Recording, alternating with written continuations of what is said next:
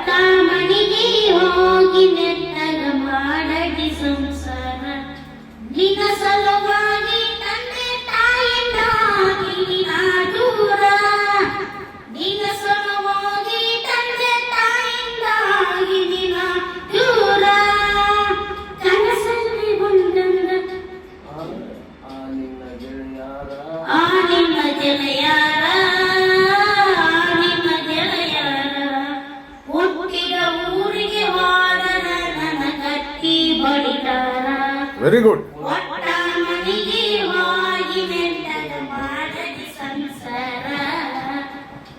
very good Pavan best